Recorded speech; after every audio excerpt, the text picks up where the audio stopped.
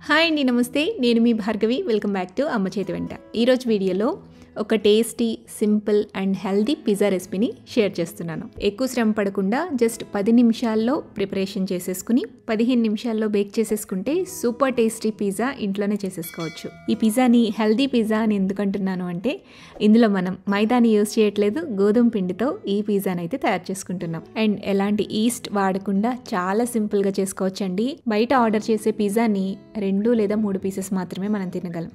అయితే ఇలా మనం ఇంట్లో చేసుకుంటే ఒక్కొక్కళ్ళు ఒక్కొక్క కంప్లీట్ పిజ్జాని లాగించేస్తారు. అంత టేస్టీగా ఉంటుంది.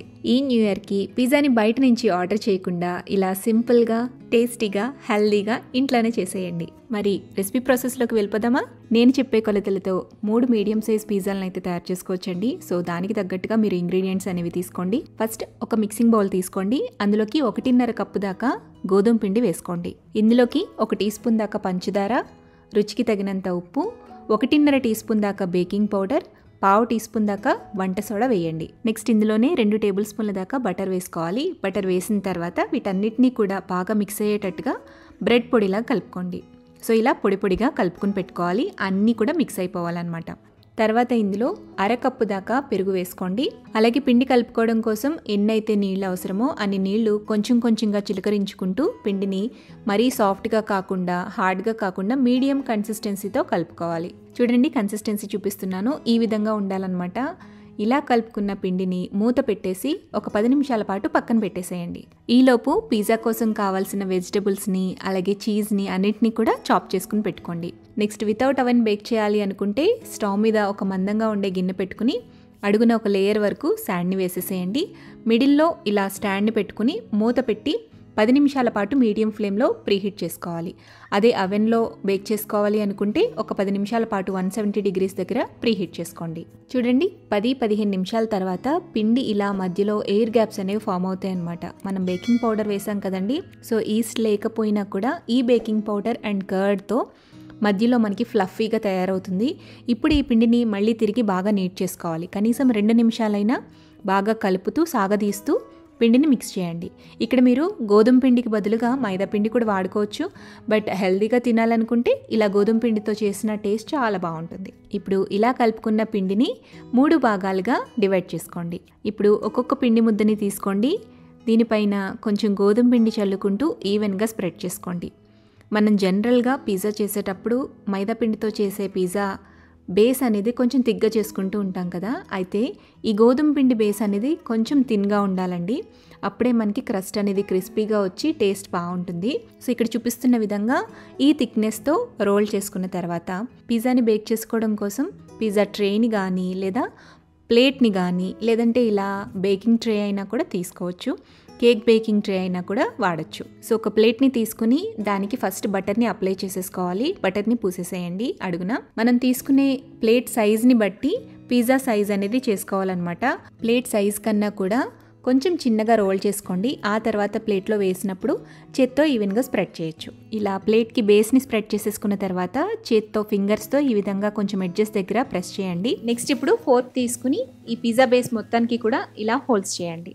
ఇలా బేస్ని ప్లేట్లో అరేంజ్ చేసేసుకుని దీనిపైన ఇప్పుడు సాసెస్ అలాగే వెజిటబుల్స్ని అరేంజ్ చేసుకోవాలి. పిజ్జా మీకు టేస్టీగా రావాలి అంటే సాస్ మిక్స్ అనేది పర్ఫెక్ట్గా ఉండాలి. మంచి సాస్ మిక్స్ అయితే నేను చెప్తున్నాను. ఫస్ట్ ఈ బేస్ మీద మైనస్ వేసుకోండి. 1 టేబుల్ స్పూన్ దాకా మైనస్ వేసుకుని 1 టీ స్పూన్ దాకా రెడ్ చిల్లీ సాస్ వేయండి. అండ్ అలాగే 1 టేబుల్ స్పూన్ దాకా పిజ్జా సాస్ అండి. పిజ్జా సాస్ ఎక్కడైనా మనకి సూపర్ మార్కెట్స్లో దొరికిస్తుంది. సో ఆ పిజ్జా సాస్ 1 టేబుల్ స్పూన్ వేసుకోవాలి. వీటన్నిటిని కూడా మిక్స్ చేసుకుంటూ స్ప్రెడ్ చేసేసేయండి. వీటితో పాటుగా 1 టీ స్పూన్ దాకా షెజ్వాన్ సాస్ కూడా వేయండి. చాలా బాగుంటుంది. షెజ్వాన్ సాస్ని కూడా ఈవెన్గా స్ప్రెడ్ చేసేసేయండి. సో ఇలా బేస్ మీద సాసెస్ని స్ప్రెడ్ చేసేసుకున్న తర్వాత ఈ ప్లేట్ని ఫ్రీజర్లో 10 నుంచి 15 నిమిషాల పాటు అలా వదిలేసేయండి.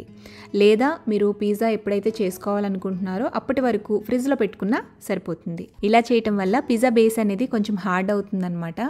మనం బేక్ చేసిన తర్వాత క్రస్ట్ అనేది కొంచెం క్రిస్పీగా వస్తుంది. సో నేను అరేంజ్ చేసుకున్న ఈ ప్లేట్స్ని ఫ్రీజర్లో ఒక 10 మినిట్స్ పాటు పెట్టేస్తున్నాను. 10-15 నిమిషాల తర్వాత బయటికి తీసుకుని ఇప్పుడు మనం వెజిటబుల్స్ని స్ప్రెడ్ చేసుకుందామండి. ఈ సాసెస్ పైన ఫస్ట్ మనం మిక్స్డ్ హర్బ్స్ని వేసుకోవాలన్నమాట. పిజ్జా మిక్స్ కానీ వేసుకోవచ్చు. తర్వాత గ్రేట్ చేసుకున్న చీజ్ని అలాగే వెజిటబుల్స్ని వేసుకోవాలి. ఇక్కడ నేను టాపింగ్కి వెజిటబుల్స్ కింద ఆనియన్స్ యూజ్ చేస్తున్నాను, tomato, capsicum, sweet corn, paneer, అలాగే మష్రూమ్ అండ్ హాలపెనోస్ కూడా యూజ్ చేస్తున్నాను అనమాట. ఇవి చాలా టేస్టీగా ఉంటాయి. హాలపెనోస్ దొరకకపోతే వీటికి బదులుగా మీరు ఆలివ్స్ కూడా యూజ్ చేయొచ్చు. వెజిటబుల్స్ అన్నీ కూడా స్ప్రెడ్ చేసేసిన తర్వాత పైన మంచిగా అన్ని వెజిటబుల్స్ కవర్ అయ్యే విధంగా గ్రేట్ చేసుకున్న చీజ్ని స్ప్రెడ్ చేయండి.